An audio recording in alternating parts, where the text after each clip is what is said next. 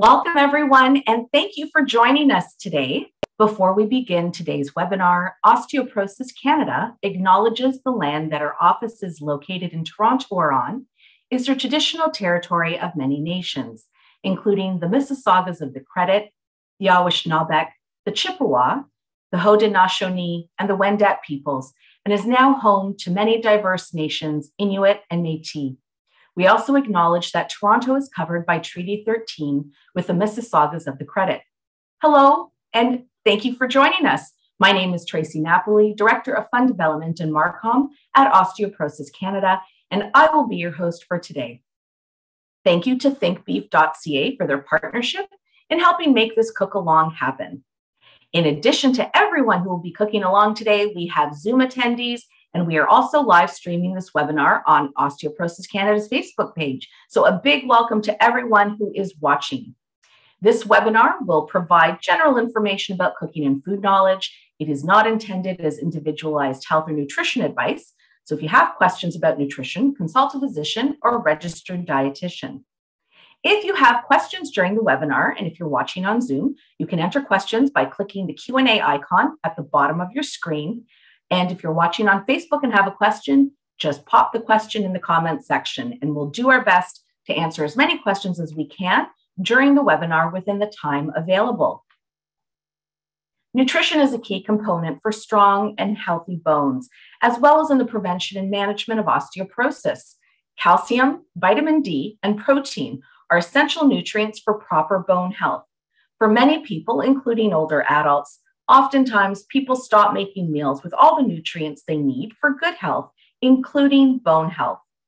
Osteoporosis Canada is working to provide strategies, new ideas, and recipes to help you get the bone-building nutrients needed to keep bones strong and healthy.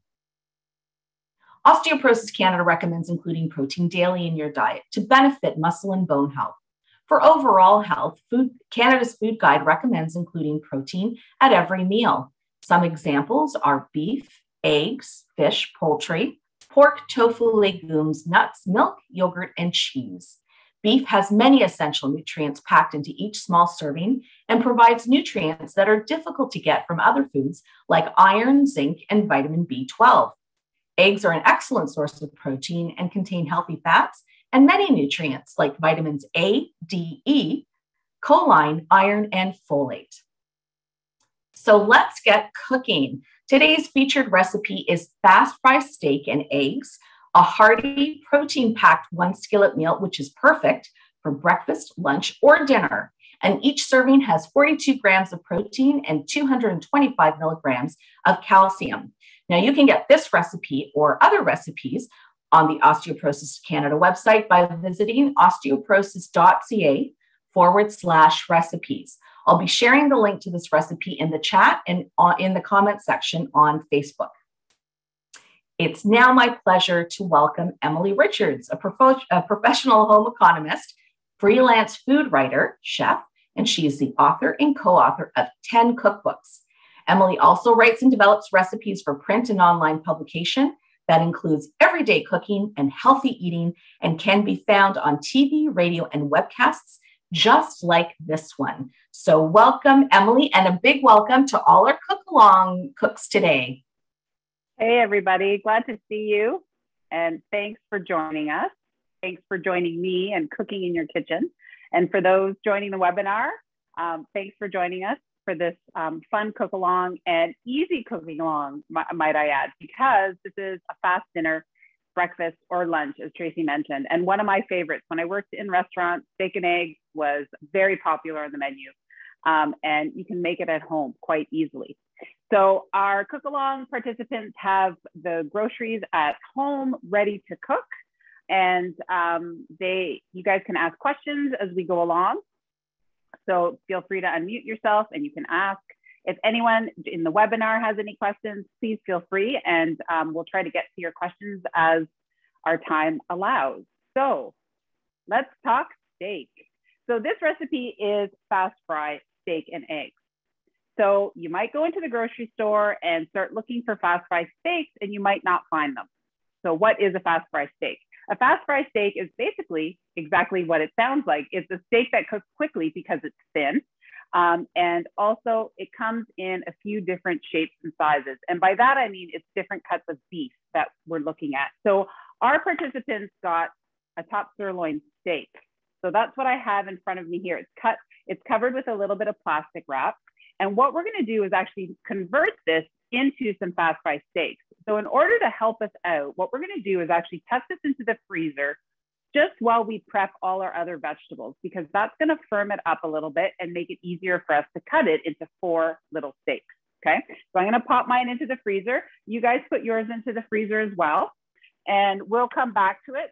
The trick usually is having that space, like in my freezer, so that it closes. So we can't forget that in there, and we won't, because it's the main part of our recipe. So I have my recipe in front of me. As much as I like to say that it's an easy recipe, I tend to forget things. So I always have it in front of me, going through and making sure that we have all the ingredients. So what I like to do when I'm cooking to make things a little bit easier is work with all my vegetables first and get all my mise en place ready. So basically cutting up all my vegetables and preparing them. So this is a great opportunity if you want to practice your chopping skills, or you want to sharpen your cutting skills for vegetables. This is the perfect opportunity. So we are bulking up the sauce of this steak and eggs because we need a little bit of moisture to cook the eggs in. This is a 1 skillet meal. So not only are we pan frying the steak in here, the sauce, the eggs, everything gets cooked in here. So it's little cleanup. So we're gonna start off with our onions, garlic, and pepper. So let's start off with our onion first. And we're gonna chop it. And basically, I'm gonna work along with you. So my onion's pretty small, okay? If you have a larger onion, you can use half, but we really wanna build flavor right from the beginning, and onions and garlic always do that. So there's a root end and a stem end of the onion. I want you to kind of just trim off that stem end, okay? So just a little slice will do. And then I want you to hold on tight and cut it in half. And then just peel off that outer soft skin, okay? And I like to do this because then that gives us 2 flat sides to start chopping up our onion. Now, we are actually using petite cut tomatoes today, which are those small diced tomatoes. So the goal is to kind of have everything about the same size. So when we go to dice our onion, we're gonna try to chop it a little bit smaller, but if it's a little larger, not to worry, because we'll just cook it a little bit longer. So if you want to practice your finessing of chopping, onions are great because I tend to use them every day. Okay, so we're gonna start off with 1/2 of the onion. I'm just gonna scooch this over a bit so I have a little bit more space. Okay, so what I'm gonna do is make lengthwise cuts, not all the way. I still have that root end intact on this side, but I'm not going all the way down, but I'm just cutting. And the closer you make these cuts, the smaller your pieces of onions will be, okay? And then you can hold it down just like so, and then wiggle your knife across. Again, not going all the way to the back, okay? So you can see I can lift that up a little bit. And then once it's all together, I'm gonna move my knife down, hold on to my onion, and then just rock my knife to get nice, fine little dice like so. And then that root end that I was holding on to is just gonna go into the compost, okay? So we'll do the other half. And if you want, you can, if you have a plate or a bowl that you wanna add your vegetables to, you definitely can do that. I'm just gonna kind of keep them on my cutting board off to the side so that I am able to have them all at hand. Okay, so I'm gonna do the same thing with the other half of the onion. Now, if you love onions, by all means, this could be a large onion in here. You could also use leeks, would be beautiful in this dish. Green onions. If you have chives, I still have a ton of chives in my garden. You can grab a bunch and chop those up. They add tons of flavor, and they will also give you a little bit of a nice green color as well, okay? So here's my other half of the onion that I'm dicing up, getting to the end. And then I'm just gonna move that over. Now, Emily, this is great.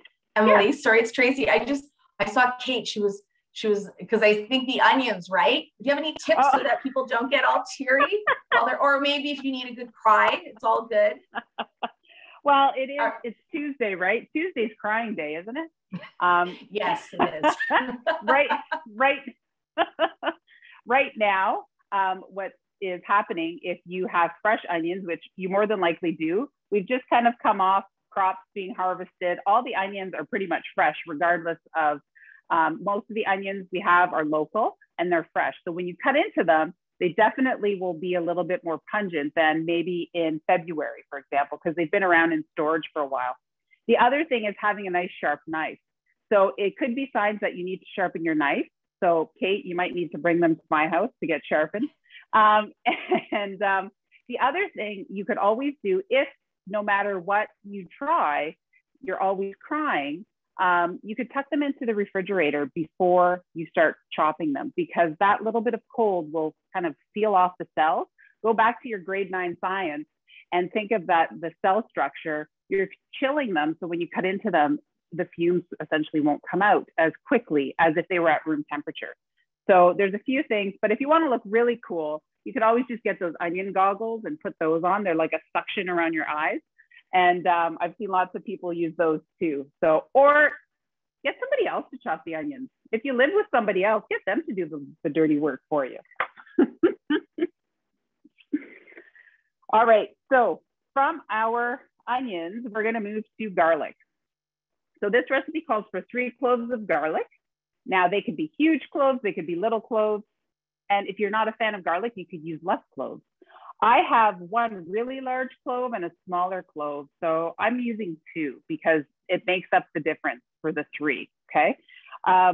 So I love using fresh garlic as opposed to garlic that's been preserved. So you can buy jarred garlic. If you feel comfortable using that, that's totally okay. But I really like the fresh flavor of the fresh garlic. And again, this is fresh in season garlic that kind of has been picked late August. So it will have some potency as well. So what we're gonna do is treat it the exact same way we treated the onion. So I'm just going to just use the side of my knife and kind of just give it a little tap. I don't wanna come down and smash on it hard because I don't wanna lose all the juice from the garlic on the cutting board. And then just peel off that papery skin from the garlic clove, okay? And if it's sticking a little bit, that's a sign again of fresh garlic. You could just use a little paring knife, okay, like I have here, and you can kind of just lift it off like that. So I'm not trimming off, I'm leaving that root end intact. So if you think of a head of garlic, how they grow up like that, the root end is this bottom part here, okay? And that we're gonna do our chopping just like we did with the onion. This is definitely sticky fresh garlic. And then I'm gonna I actually just planted my garlic on the weekend for next year. So if you haven't got your garlic in the ground yet, get it in there, especially with this hail that's coming today. And I know out west, they got snow. So I hope their garlic got in the ground. All right, this one's so sticky. It's coming off, I promise. There we go. And if you want, you can save these garlic skins, onion skins, and root ends for your stock, okay? So if you like to make your own stock, then what you can do is have a nice, either a Ziploc bag or a bowl or a container that you add all of your food scraps to make a stock later on, okay? So I'm gonna start with my big clove here so that hopefully you can see it. Again, I'm holding it between my fingers and I'm gonna make those long cuts like I did with the onion, okay? And try not to go all the way through. Then I'm gonna flip it up and make those long cuts again. And then just put it down on its flat side. And then again, just rock my knife to get nice, small, little pieces of garlic as a mince. Now, if you want, it's a little tricky near the end there, okay?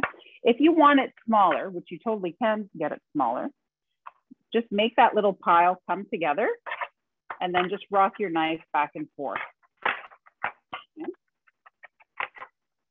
And then you can add that to your onion pile, And I'm going to do our second clove, my second clove here. Okay. Just could like I that. ask? Now, if yeah, I'm sorry. Could I ask a question just about the garlic? Is it better to cut it or to use a garlic press if you had a garlic press? if you have a garlic press, you could definitely use a garlic press and set it aside. I find that sometimes a lot of the juice gets squished out with the press itself. So, but that's totally up to you. You're more than welcome to use the press if it's easier. You could also use a rasp. So if you have a microplane, that will give you a really fine puree of garlic, which also slightly intensifies the flavor. When you're chopping it or mincing it, there's less surface area, right? So as soon as you puree it, it's all out there. So it tends to get a little bit more potent. So for sure, if you want to use a press or a rasp, you can definitely do that. All right, I'm just gonna go back and forth here on this little one and add that to my onion pile. So the reason why we want to get all of our vegetables ready first is because of food safety. When we think about it, we want to have our nice vegetables done, cleaned up, and then we're going to move on to our steak so that we have a nice clean work surface. And if you need to, if your hands are sticky from the garlic, and my knife is also sticky, this is also a great way to kind of take away some of the garlic smell, is just have the blade away from you and rub your fingers along the blade of the knife. So you're doing two things. You're cleaning off your knife and you're cleaning off your fingers, which is nice, and reducing that slight smell of garlic. Although I think it's my natural perfume now for the amount that I use. All right, how are we doing? We got some people relaxing. So onions and garlic are chopped, that's perfect. Which, by the way, you're at home. If you wanted to pour yourself a drink, by all means, do that. You can always keep it off to the side and, you know, walk over here and have a drink. If you don't want to be on camera, it's totally cool. Pepper.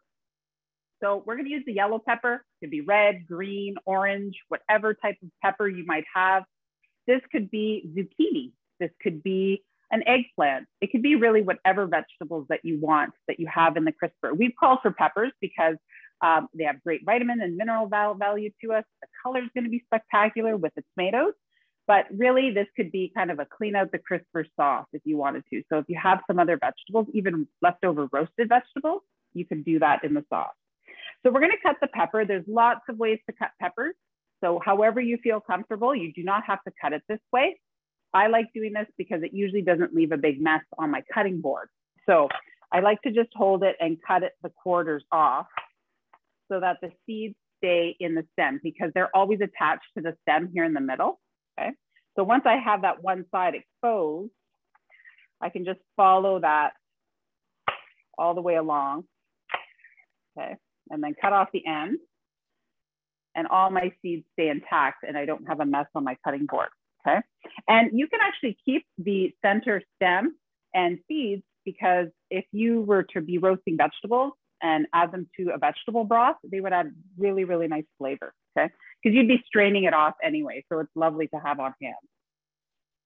Now, I'm just gonna check, I can't remember if we chop these, we dice them. So again, the same size that we've been working with, that smaller size, we are going to be doing the peppers with. So anytime you're chopping vegetables, that flat side, so it's not rocking, okay? So the pepper, bell pepper has a curve to it. We want it on the flat side. However, if your knife isn't sharp, you're gonna want it on the other side, because your sharp knife will easily cut through the skin, but if it's not so sharp, you wanna flip it over. So if it's giving you resistance, my knives are sharp, so I have no problem going through.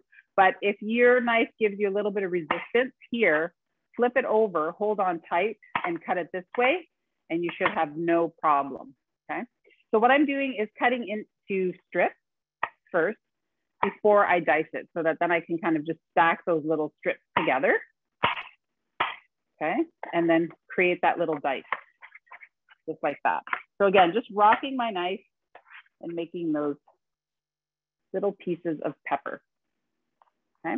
And if I was using another vegetable, I would treat it the same way. I would make sure that I was dicing it up so that it's nice and small. And this also gives us a nice little bit of textural difference in the sauce.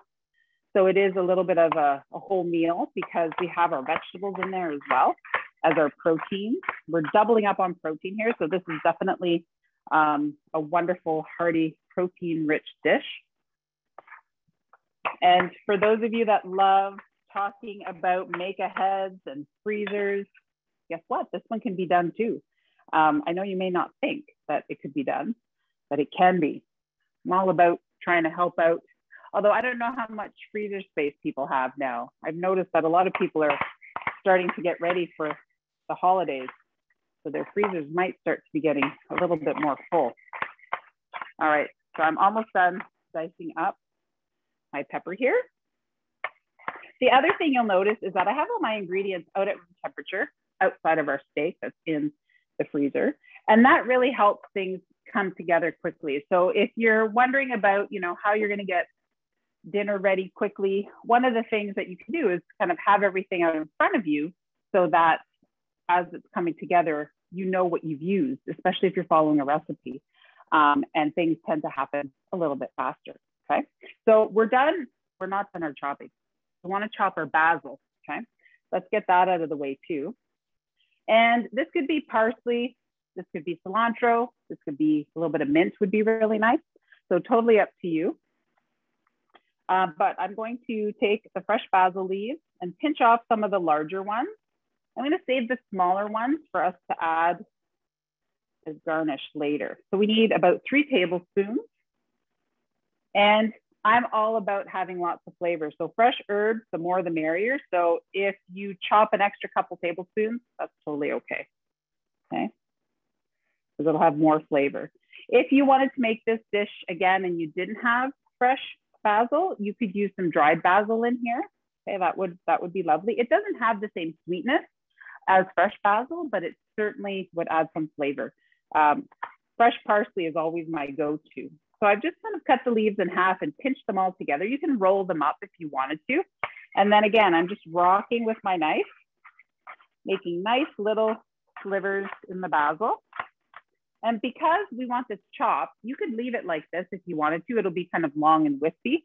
I'm actually going to turn it a little bit and just give it a couple more chops. With delicate herbs like this, the more you chop, the more surface area is exposed, and it starts to turn brown a little bit quicker because we're exposing it to the air, okay? So I'm going to just move that aside because we don't need that quite yet, okay? So now we have everything chopped up. So that means I can turn this around, and that should have given us enough time for our steak to firm up a bit. So if you want to grab your steak, everyone. How are we doing, Tracy? Are there any questions so far? Or are we? We're doing well. So you know what?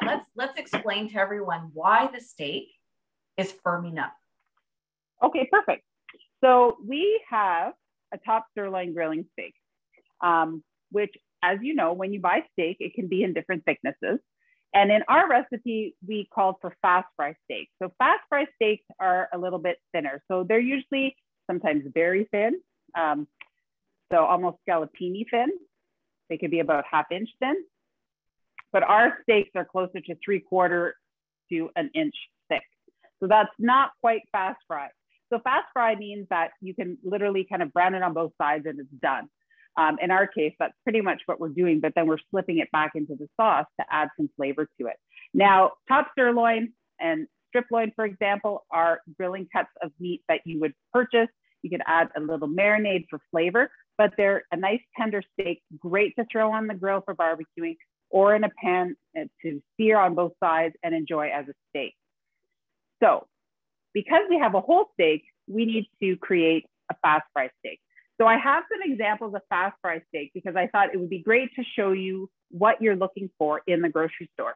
So here's a couple versions here that I'm going to bring closer up. So this is, if this looks familiar as a steak, this is a strip loin steak that is cut into fast fry. So if I flip this sideways, you'll see how thin it is, okay? So it has a little bit of fat on the edges, but this one, seasoned, pan fried, absolutely delicious. So these are the steaks you'll find in steak sandwiches. So if you've had steak sandwiches in the restaurant, typically they'll use this type of steak, or this is a sirloin tip.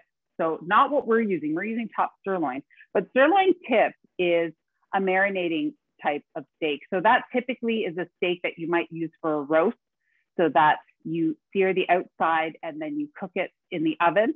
And here it's a fast fry version. So you can see it's, again, nice and thin, really lean. And all you need to do is do a quick pan fry on it. So this would work in the recipe too. Now, one that's probably more common to many is the eye of round fast fry steak, okay?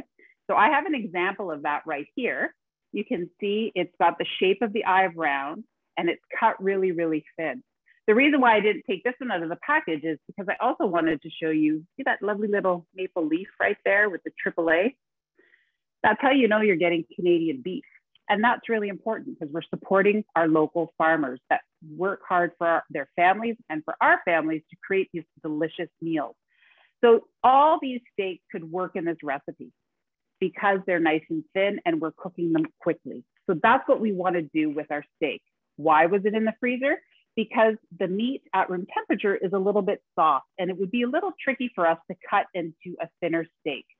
So by chilling it just for a little bit in the freezer, it firms it up and should make it easier for us to cut, okay? So here is our top sirloin grilling steak. And we're gonna cut it into 4 pieces.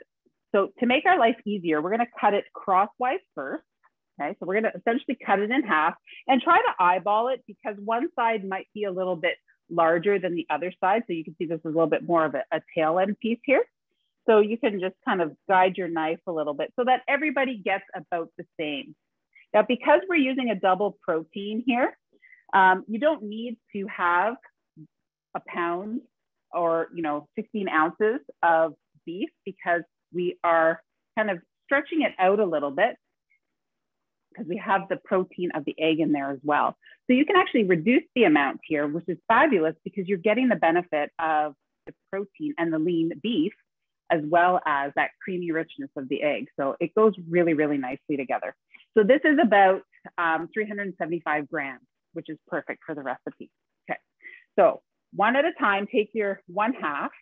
And remember those skills that we just used for our onion? We're gonna use them again, but this time it's gonna be a little bit different. So I want you to hold your steak up like this because I need you to see where the halfway mark is, okay? And you can kind of just score that a little bit with your knife. Okay, so that you can kind of see what you're doing. And then lie it back down, keep your hand on top, try to do this so that you can see what I'm doing. And then just kind of gently move your knife back and forth. And if you need to move the steak around so you can see that you're at the halfway point, you can definitely do that. Okay, all the way around. And you can lift it as you go around if that's easier for you. Okay. I got to find where my other entry point is there. And then just keep going all the way across. Now, it will still be a little bit on the thick side, okay, but that's okay. We're going to fix that. Let's get these into 4 pieces first. Okay, so I'm going to do the same thing with my other half here. This one I should be able to just work all the way across because it's a little bit skinnier on the other side. There. Okay, so now I have 4 still not quite fast fry steaks, but they will work, so not to worry. So for those of you that have a meat mallet, you can grab that if you want, or if you have a small saucepan, that will work too. Or because this is a tender cut of beef, you can use your hand. Okay, so I'm going to do one at a time here. And I'll show you the different versions. This one with my hand. I'm just going to pound it out a little bit. Okay, and that's just helping thin it out so that it's nice and even. Okay, so there's one version. And then I have a saucepan here. Okay, you can use a skillet if you want. You could put a little bit of parchment paper on your steak, or you could put a little bit of plastic wrap. I'm gonna grab a little bit of what's closer to me, parchment. Trying to remember what, oh, you know what else we could do? Let's do this, because this you can use a few times. It's a heavy duty resealable bag. So just stick that in there and pound the steak. So if you can't find something in the grocery store, it's always good to ask, especially if you are looking for a certain cut of beef, because if someone's there in the meat department, they usually can cut it for you, or they can guide you to something similar, or you can get something and then make do. And that's exactly what we're doing, because it's what we were looking for, but just not quite the right thickness. This is also good for anybody who has any frustrations on a Tuesday night, that you can make sure that you have some nice fast fry steak. No one has frustrations tonight though, right, Tracy? I don't know. I was going to say between the onions, the crying with the onions and the pounding of the beef, we're all going to feel so good after this. and then we're going to have this delicious dinner to eat. But it's a great way to work out any Tuesday anxieties or stresses. How's everyone doing? How you doing, Kate? And remember, you can unmute yourself if you have questions. How's it going, Sarah?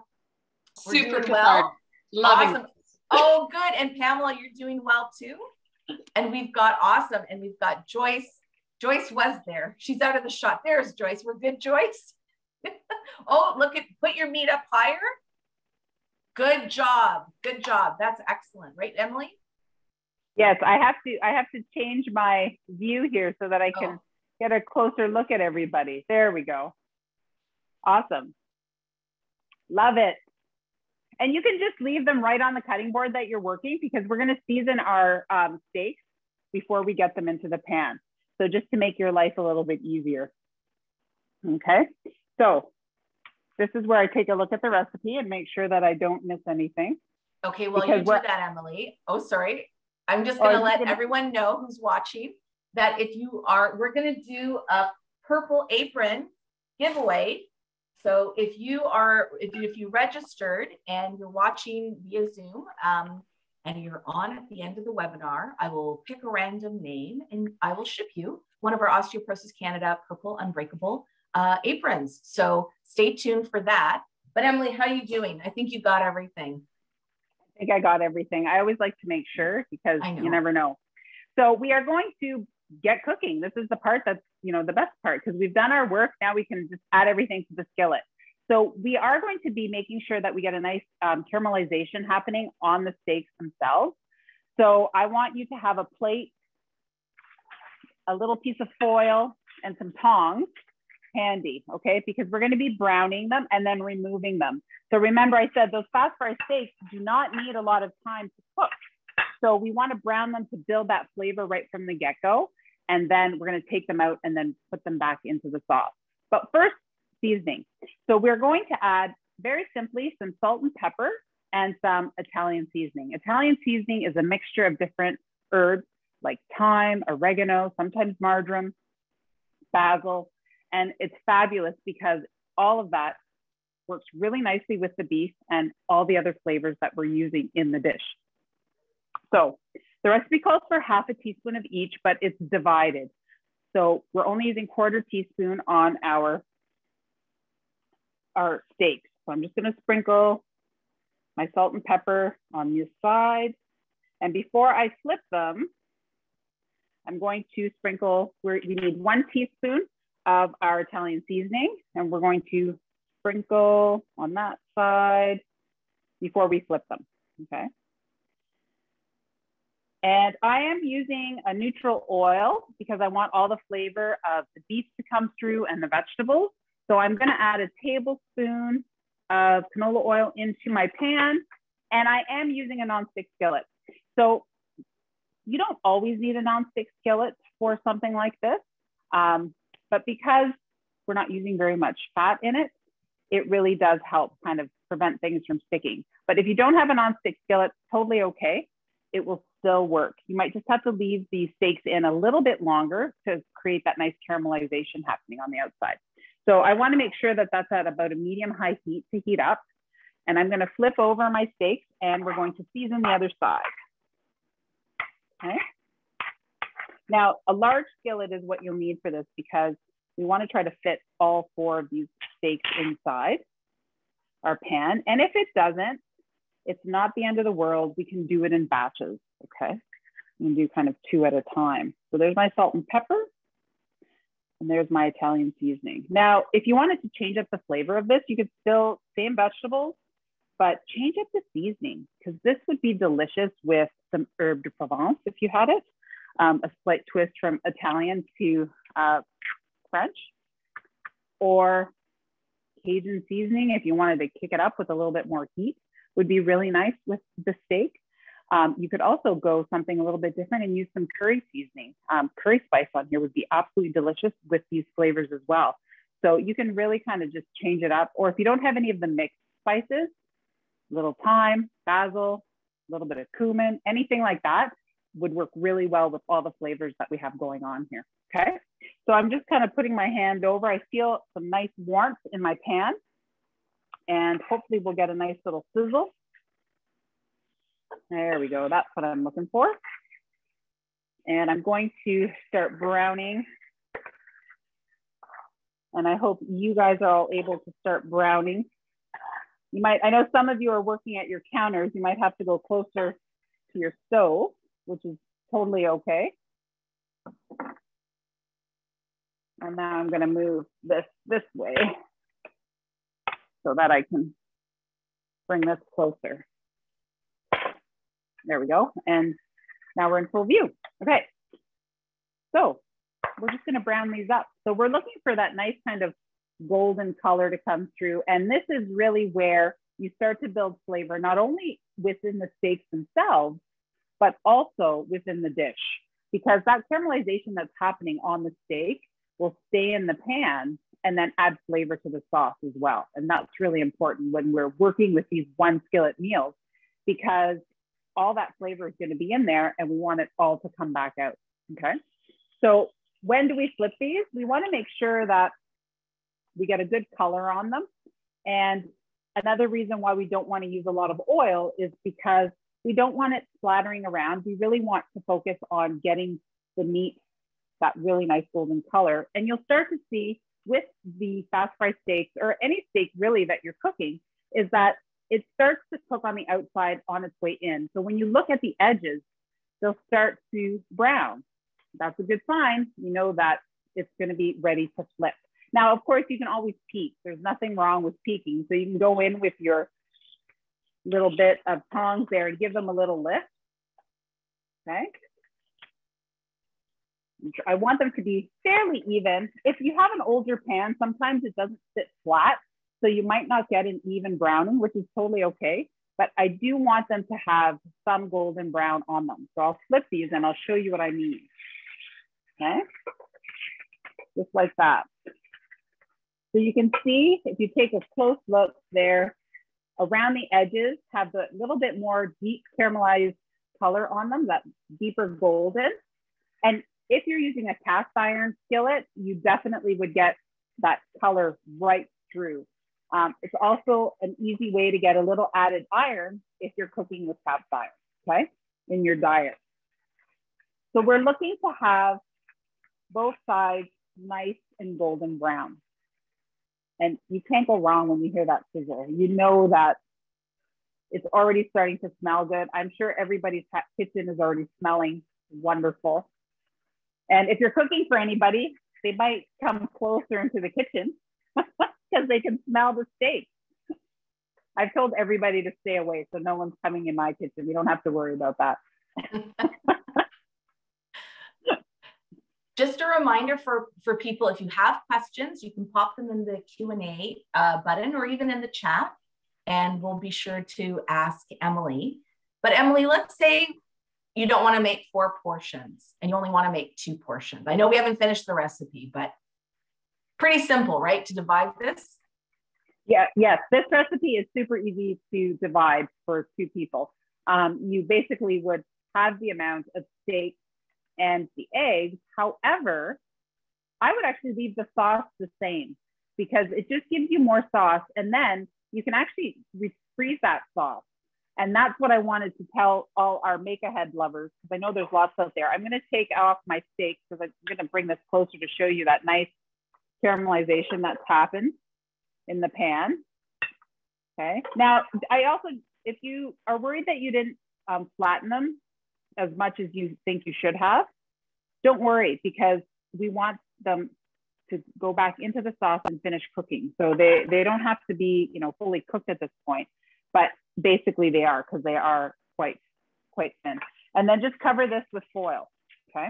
So if I wanted to make this for 2 people, I would use just two fast fry steaks, or in this case, I would just use half of that steak. I also want to show you this before I get a closer look in there. See all those brown bits, all that caramelization? That is going to build so much more flavor in our sauce. And we're going to turn down the heat to medium now, okay? Because we don't want to burn anything off. And we're going to add the rest of our oil. Just another tablespoon in there to get our vegetables going. So the part that we're going to do now, which is the sauce, that then we're going to put everything back into. This is the bonus of everything that we're using, is that we can freeze it. Excuse me.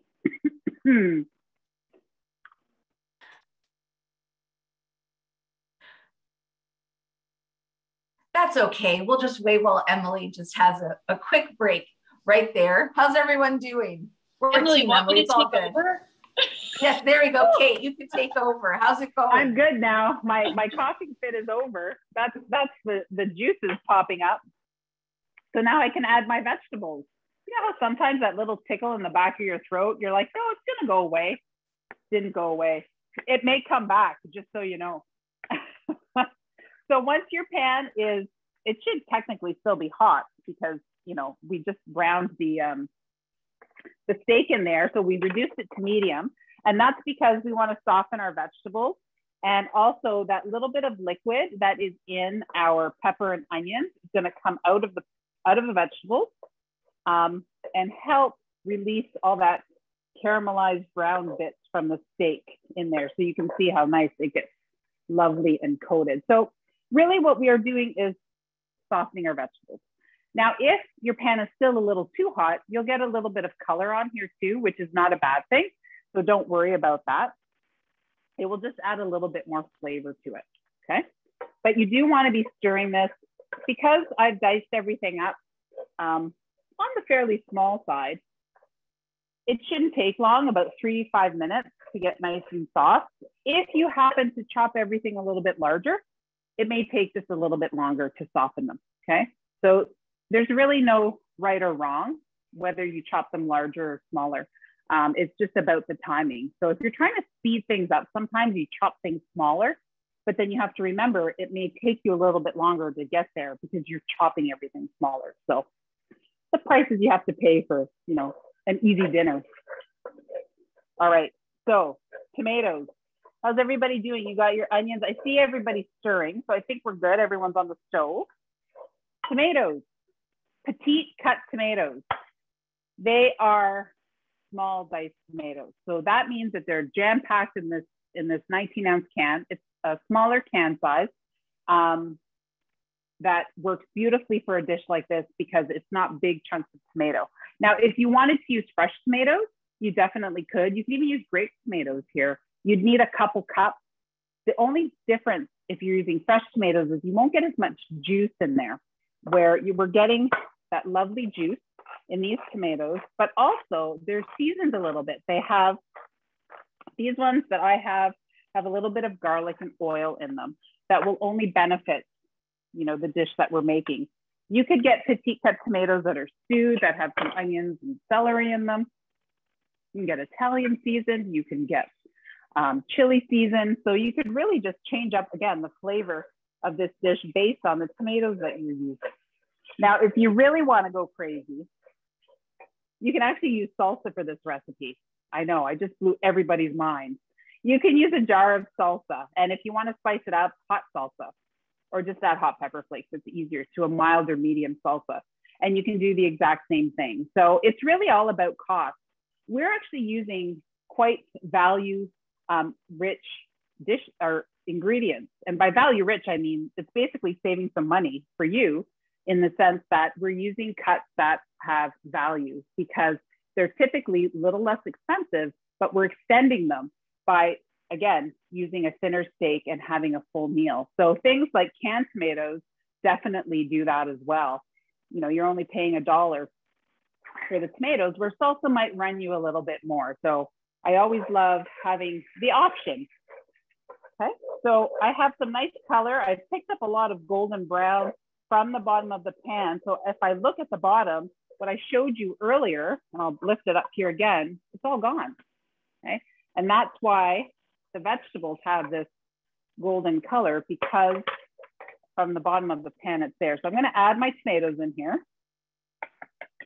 Okay, juice and all. And then we want to also add our basil. And remember, I told you about the remaining salt and pepper, the other quarter teaspoon of salt and pepper. That's going to go in here too. And that's really just to have everything seasoned nicely. If you don't use a lot of salt at home, by all means, you could leave the salt out here because we are using canned tomatoes that do have some salt in them.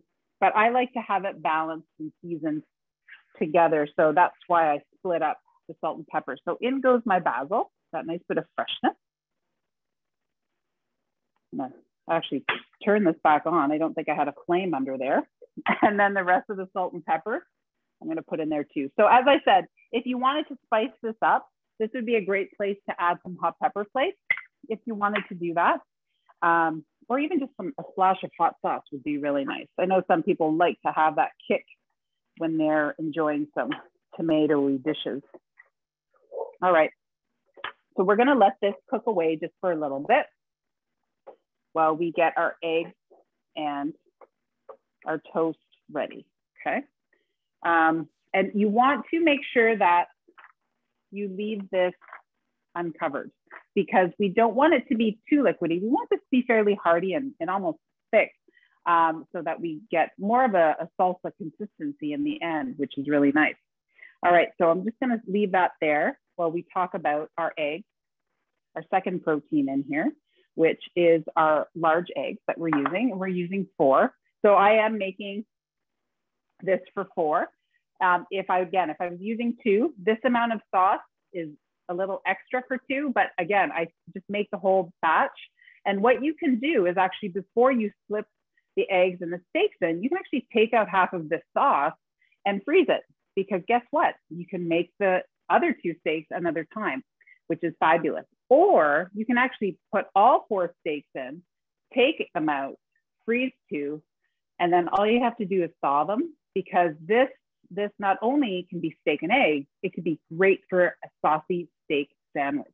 So if you don't want the egg, if you just want a delicious steak sandwich, this will do the trick, because then you can put some cheese on it, stick it in a bun, and you have a delicious meal. So the versatility with this dish is fabulous. I love how many ways you can use it.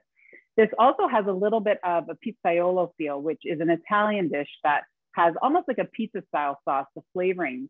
So you could actually chop up these fast fried steaks, stir it into this dish, and then serve it with pasta if you wanted to. So do you see how this kind of one meal has now been created into about 3 or 4? Technically, you could eat this dish all week long, and it could be different if you wanted to, okay? So I'm gonna let that simmer away. Our eggs are here. And what I like to do, because we are gonna be slipping the eggs right into this mixture. I know some people don't feel comfortable kind of getting into their saucepan because the steam, it gets quite hot. So what I recommend that you do is take your eggs in a little bowl or a custard cup, and you can crack them one at a time into your bowl, so that when it's time for us to add the egg, we can tilt this in much easier than getting in there and cracking it. Also, if any shells happen, they'll happen here that you can take them out before they get into the dish itself, okay? So this is when we're going to also get our toast ready. So we are using sourdough bread. You could use any bread here. You could also just use a nice panini bun too if you wanted. So you can slice your bread and toast it. I have my bread already sliced. and I'm just going to put it in the toaster. You can put it in the oven. You could broil it. You don't have to toast it, but I love the contrast of the texture of the crunch of the bread and the sauciness. Now, I actually don't like having the toast hot. This is just a personal. So if you guys want your toast hot, you might want to wait a little bit longer, but I actually like the toast to be kind of more room temperature. I find that it absorbs more of the sauce. There's no logic to this other than the fact that I find it easier to eat. So I am going to put it in my toaster. This is not, you know, anything super fancy. I also like my toast just a little extra toasty. So you can toast your bread as you like. Okay. Emily, we have a couple of questions. And I mean, one of my questions is about the toast, but we'll talk about that later. Because I know I have a long list of peculiarities about food. And so now I know yours is toast. I have other ones. But I just, I wanted to let you know. So Nancy from Thunder Bay says that she's enjoying watching everybody cooking. And she said that this is going to be her meal tomorrow. So we're excited about that. And Jan is also enjoying her time. But we had two questions. So if people, let's say, don't like peppers who you're cooking for, but you do, could you cook the peppers separately and then add them in just in your portion in the end? That's a great question. And that is something that a lot of people struggle with in regards to all types of vegetables and who likes what, especially if you're cooking for family members or perhaps someone who's outside the home that you're dropping food off to and they're not, you know, they don't like the same thing. So what you can do is actually start off with your onions and garlic, put the tomatoes in, put the basil in, have it as a tomato sauce, essentially. And then what you can do is saute off whatever vegetables you like that the other people don't like. Could be peppers, could be mushrooms, could be zucchini, and just saute them off separately and then stir them into your portion. So, or put it on top of the dish afterwards. Steak and mushrooms, you cannot go wrong with steak and mushrooms unless you don't like mushrooms, which there's a lot of people, believe it or not, that don't like mushrooms. In this dish, it would be fabulous. But again, you might be coming into, well, I don't like mushrooms. So saute them off. And you can actually have these vegetables in the fridge ready to go, already cooked, and add them to different things. So it kind of bulks up your meal a little bit and it gives you what you're looking for. The other thing that you can do is use vegetables that are jarred. So think roasted red peppers, artichokes, any type of antipasto. So if it's like a muffaletta, which is a mix of olives and different types of pickled vegetables. I know for some people, it might be kind of out of their regular repertoire, but it just increases the flavor. And all these types of things go really well with beef and they go really well with eggs. So what you're doing is, oh, I see Pamela's got muffaletta mix and that's perfect. So this is a dish, that's something that you could spoon in here and it would totally work. It would be delicious. Pickled hot peppers, absolutely wonderful in here. So if you just kind of open up your pantry or fridge, your options are really endless, provided that you have these things in your fridge or your pantry. If you don't, simple is okay. If you just have to make this as a tomato sauce to get everybody to try it out and eat it, then the next time try adding something. So maybe add that pepper next time and see how it goes. Because, you know, sometimes if you don't experience it, you don't really know if you don't like it or not. How much muffaletta would you add, Emily? I would add easily, because it's 4, I would add about a quarter of a cup, like a tablespoon per person in here would be lovely. If it's the spicy one, you might want to just add a couple tablespoons, taste it first, and then go from there. Because there are 2 different types of muffaletta. There's a mild version and a spicy one. So again, it's sometimes dependent on how much heat your family can handle. But that's wonderful because you can also add some later too, as you have the egg and kind of spoon it on top. So that's a great fit. Was there another question, Tracy? Well, somebody asked a general question around steak, like what's your favorite type of steak? But I think, you know, to use is basically, you know, it could depend on what you're cooking, right? Because if you're making this, we've already talked about the bass fry steaks, but if you're just going to, you know, cook a steak, you may choose to have a different cut, whatever your favorite one is. I think it's a lot about preference, right? And what you're cooking. It is totally. And the great part is when you are going into that section where all the beef is, you can take a look. They kind of have grouped things together, right? So they have all the things that are more tender grilling steaks together. So think tenderloin, sirloin, strip loin, ribeye, all those steaks are kind of together. Then you go over to that marinating section where things are pot roast, you know, think blade, flank, all those types that, you know, might take a little bit longer, but they do have the capability of cooking quickly. But if you're unsure, you can always ask. You can always go to the Canada Beef website because there's tons of information there. Think Beef also has tons of information. So you can go there and kind of say, you know, I bought this steak. I don't really know what to do. Put it in the search bar and recipes will come up. And that's the great part. You can go through and see, you know, the information's at our fingertips. So you can kind of see what flavors you want to use, what you have in the fridge, and go from there, which is, I think, super amazing because, you know, we weren't always able to do that. So I'm going to put our steaks back in. And what you should notice, I'm going to show you over here, all this delicious juice that has to go in the skillet because that's going to add tons of flavor. Okay. So I'm going to put our steaks back in. But remember, you have to leave some room because we got to put those eggs in there too. So I'm going to kind of fan them out so that I can tuck the eggs in kind of 4 little spots around there. Okay, so those are going to go in, nestle them in, and then I'm going to start adding my eggs in these spots. So hopefully everyone's at the same point. So I'm going to tuck in 1 egg right in there. And then I'm going to crack the other ones. Now, if you want to, you can also scooch over your steak here and make a nice little hole. That's where another one's going to go. Okay. And I like to crack my eggs on something, not necessarily the bowl, to help prevent the shell from ending up in there. Okay.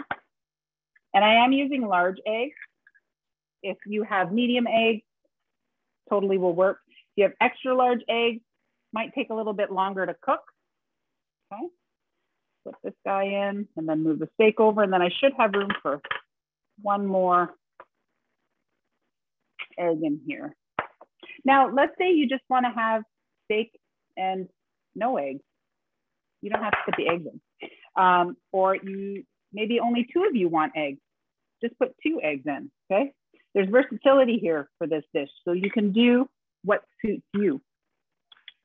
So once those eggs are in, we want to make sure that we're able to cook them. And now if you like them sunny side up, you don't have to cover them, but I like to cover them. It also speeds up the cooking, keeps them nice. So think over easy. It tends to steam the eggs in a nice, almost poaching them in this flavorful sauce, really. Okay. So this is where you control your destiny of how you want your eggs done. If you like, you know, sunny side up eggs, you won't obviously cook them as long. I like mine kind of around the 4 or 5 minute mark so that they're almost cooked through, but I still like them runny. My toast is ready. I'm gonna grab my toast so that it has the opportunity to cool. I only made a couple pieces because everybody else might want their toast hot. All right, and then we are also gonna add, one of my favorite cheeses is some feta, okay? And if you saved those small basil leaves like I did, I'm gonna just pick some of those off because I'm going to add those as well. And that just gives it a nice little bit of freshness at the end. Now the feta, you wanna make sure it's crumbled, but if you don't want to use feta, you don't have to, but it really does kind of help season the overall dish. This would be equally as delicious with old cheddar if you wanted to use that instead.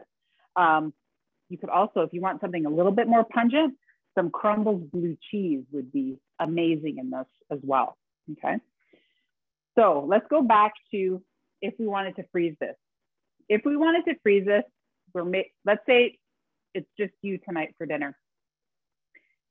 You don't have to cook the eggs in here, okay? Cook the steak fully with the sauce, take out your 1 steak, you can fry an egg and have it alongside. and then you can freeze all the other portions. I've frozen this type of dish with eggs in it. I don't really like the texture of the eggs when they come out. They're fine, you can totally do it. So if you're kind of making your meals and portioning them out, you could definitely do that. So you can take out your steak, your eggs with some of the sauce, package it, make sure it's at room temperature first before you tuck it in the freezer. And then you can thaw it overnight in the fridge and just warm it up in a skillet or in the microwave, and you can enjoy it. So it does have the capability to be frozen. Eggs do freeze fairly well. It's just for me a personal thing. I'm not necessarily, I'd rather fry a fresh egg, which takes about less than a minute, and then just serve it on top, which gets quite easy. Oh, I should take a look here because these are just about done. But you can see the whites are set, and it's kind of like an over easy egg. You don't want it kind of bubbling too much, so I'm just gonna turn this down a little bit. And if I kind of poke this, it's still really, really runny. I'm just gonna let it cook for another minute or so. Now, if you want the feta to be a little bit gooey or whatever cheese that you're using, you can actually add it at this point and let it melt a little bit in there, okay? I think I'll put some in now, and then I'll put the rest in later when I go to serve it. Just like that. How's everybody doing? Does it smell good in the house? I hope so. I hope you have people that are gonna want to eat it. I know not everybody is into kind of breakfast for dinner, but I love it. I think it's a fabulous way to have dinner.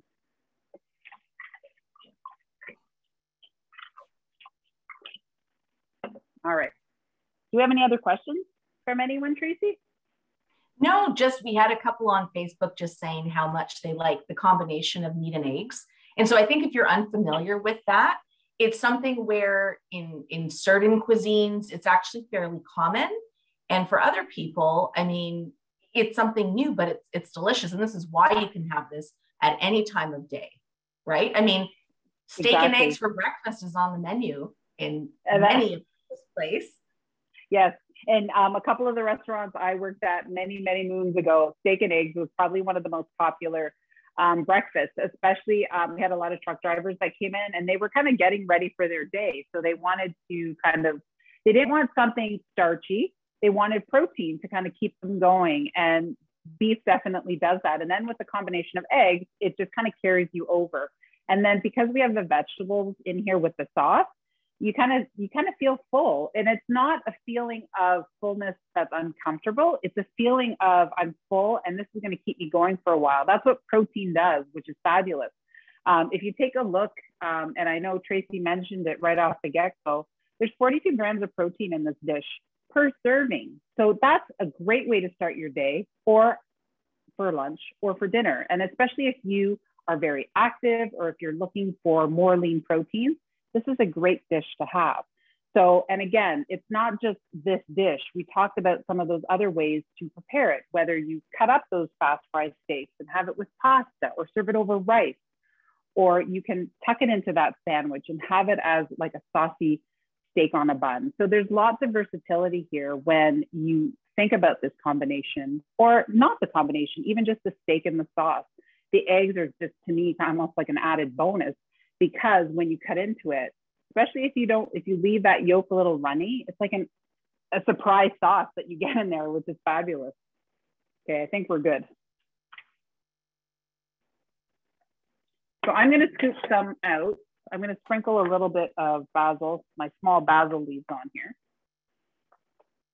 And I have made this with cilantro for the cilantro lovers out there. It's so yummy. There we go. I'm gonna grab a plate. Well, Emily plates, is everyone done with their dish? I'm looking and to see how you guys doing. Let's just see here. How's it going, Pamela and Sarah? Oh, I see steam. We're good. That looks steam good. Is good. Yeah, you guys can unmute yourself. Yeah, if you want. And there's also Kate and Joyce. How's it going? Good. I'll need a little longer. Okay, a little bit. Okay, no problem. Maybe show you first. maybe a minute. Oh, Emily, that looks No, divine. I can't see. I lift up the computer. Well, So you can serve it. And we're going to show you our side. You see it? Oh, There that's you go. awesome. That looks great, Joyce. I didn't drop it on the floor. Wow. Yes, the weight of skillets when they're full can be pretty hefty. That's no lie. So all I did was take out one of the steaks with an egg and my toast, and it's ready to go. You can dig in right away. And if you didn't want the toast, you could serve this with a little bit of rice. You could eat it just on its own with a salad, and it would be absolutely delicious. So it does have that wonderful ability to be changed up as you want. And Emily, we're going to ask you to do the shot. We always ask Emily to have a taste. I know, but can I take it? It looks so pretty. Can I take a picture of it first? Yes, you can. You go right ahead and you do that. Who else takes photos of their food? I do. I'll post it after so that everyone can see it, but it's legit. I actually did it. Well, you can see that I did it. It's right here. There we go. This is definitely a knife and fork dish. There's no question. If you want to cut into that steak. And I'm hoping that, let's see if I have the egg close enough here that it'll be gooey. Oh, I maybe cooked it a little too much. Oh no, there's a little bit of goo in there. Okay, so that's what I meant when that little bit of extra sauce with the yolk. So if you don't cook it, that 4 to 5 minute mark, that 3 minute mark, you'll probably still get some nice oozing of the egg. I'm gonna just put that up here on my steak. And then each bite that you have, you make sure that you get a little bit of everything. It's also very hot, Tracy. So it's going to be one of those ones I know. It may burn my mouth.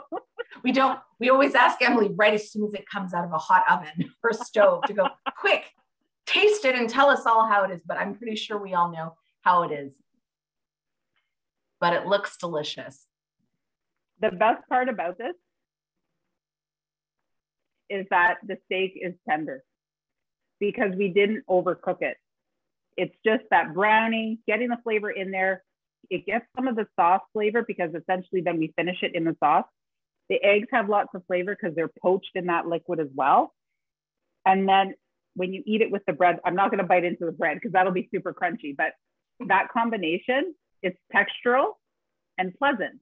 So I love having all the textures. So that the tenderness of the steak, the creaminess of the egg, and the tenderness of the vegetables, because we did cook them to get soft enough. So that's really important too. And I love that little bit of cheese on top because it just finishes it off. It just has that nice little bit of saltiness, which is perfect, I think. Absolutely. And I think what we always strive to do with the recipes that we share is really about the versatility, because we want people to be able to cook, and we want people, and I apologize, it's so dark. There's 3 lamps on in here. I don't know what's happening. Always like this. But we want people to cook and make sure that they're getting the bone building nutrients that they need, and also to have it be delicious. And I mean, we've done so much cooking, right? Over the last 2 years, we need some new ideas. I know I certainly do. So we're always looking for something fresh to get to. So before we wrap up, we have a little bit more to do. Just want to thank Pamela and Joyce and Sarah and Kate, and thank you so much for cooking along with us today. And we hope you have a delicious meal. As always, the rest of us, we're going to have to do it on our own. We don't have smell vision, and we don't have the ability to get this delivered to our house. I did want to let the lucky winner know, the person who's going to win the apron. It is, I'm going to tell you who it is in 1 second. It's Glenna McLeod from Montreal. So Glenna, I'm going to email you. I'm going to get your information. Congrats. You're getting the apron. And so give me 1 second. We're going to do a quick, just share some information. Whoa, you didn't need to see that. Sorry, don't you love when technology, there we go, here we go. All right, so what we did want to say is first, thank you to everyone who participated, but we have more cook-alongs that are coming up with Osteoporosis Canada. So the groceries are delivered by Longo's, just so you know where the groceries are getting delivered. So how this all works is in Ontario, we've chosen specific locations. And for each recipe, so the one that's coming up at the end of November is the salmon noodle casserole. Take on a classic dish. Instead of tuna, we're using salmon. And that will be in Kitchener. So if you live in Kitchener, if you know someone who lives in Kitchener, they are actually able to register now. And then we have other recipes. We have another Think Beef recipe coming up in February, and we have 2 other cook-alongs in March. And for those, you can actually put your name on a list, and when registration opens, we will definitely let you know so that you can register. Spaces are limited for that. And so for everyone else, though, if you don't live in those areas, or if you don't want to cook along and you just want to watch, you can register at no charge to watch any of those webinars so that you can learn about the techniques. We're even going to teach you in March how to make homemade spinach ricotta gnocchi, because those are great to keep in your freezer, and they have calcium and protein, and a great shakshuka recipe as also at the end of March. If you would like to get access to any of these registration sites, or to be able to put your name on the list so we can contact you, just visit osteoprosis.ca/cook-along. So it's right up on the screen. And there's other information that we want to share. So when you get on our website, you can get the Calculate Your Calcium tool. We have a podcast. And if you don't know about it, there's lots of great podcasts on there that you can listen to via your favorite provider, or you can listen based right from our website. We also have the Know Your Risk quiz. And this webinar, along with all our other webinars that are recorded, you can find them all on the OC Replay webpage. So you can go back if you want to watch this again. If you missed something, you can watch our other webinars as well on a variety of topics, including bone health, myths on breaking myths on osteoporosis, exercise, lots of other topics. Definitely want to thank our partners again, thinkbeef.ca, and of course, Emily Richards, who always hosts a fabulous webinar for us. And we want to thank our cook-along participants who joined us today and are going to be enjoying their delicious meal. We want to thank the people that are watching via Zoom, and we want to thank the people that are watching on Facebook, and thank everyone. If you would like to have information sent directly to your inbox, when you get on the homepage of our website, you can subscribe by clicking the top button at the top of the webpage, and you'll get our e-newsletter. You can always stay connected through Facebook, Instagram, and Twitter. And just again, thank you so much to everyone. I hope you all had fun. I hope you all were able to learn a new technique or have a new idea about cooking with bone building nutrients and getting the calcium and protein you need. That's it for us tonight. Hope everyone has a great evening. Stay connected, stay well. And until next time, enjoy. Take care, everyone. Thank you so much. Thanks, everybody. Enjoy your dinner. Thanks, everyone. Bye-bye.